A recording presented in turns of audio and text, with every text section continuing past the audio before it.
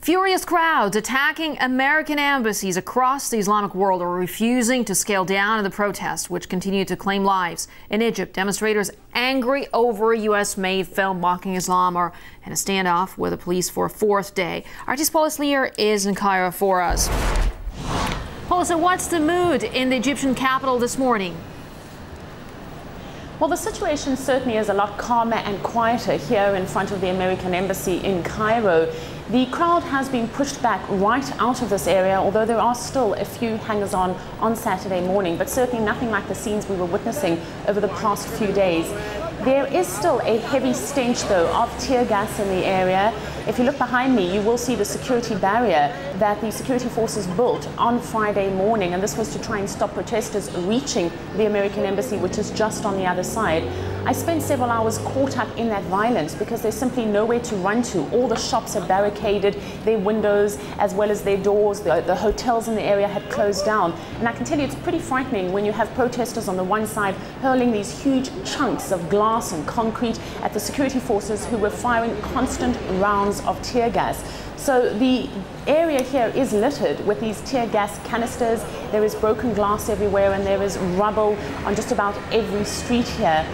Overnight, there was also an attack by forces on an American base in the Afghanistan province of Helmand. Now, at least 2 U.S. Marines were killed when militants managed to scale the outer security perimeter. We know that this is also the base where the British Prince Harry was stationed, but that he managed to go unharmed.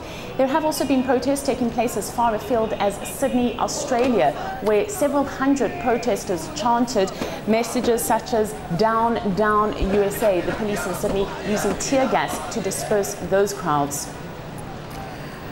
Indeed, Paula. Well, as we know, the protest mood has been also escalating across the region with wider targets than just U.S. embassies now. What more can you tell us about that?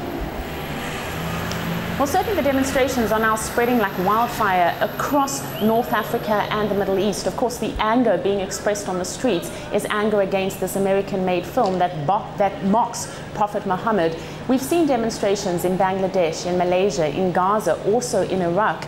In Sudan, at least 3 people are known to have died in demonstrations in the capital city of Khartoum. These took place when protesters tried to reach the American embassy, and to that end, the United States is sending Marines to back up security there. The German as well as the British embassies were also under attack. In Yemen, we're hearing that at least 4 people have been killed in demonstrations there. U.S. Marines have arrived in the capital city of Sana'a to try and defuse the situation, but there have been placards that people have been holding up everywhere in Sana'a saying things like, "Today is your last day, Ambassador." In Tunis, we're hearing that at least 2 people have died. This happened when crowds scaled the walls of the American embassy and managed actually to get inside the compound. They set fire on several of the trees inside the compound, and at the same time they set fire on an American school.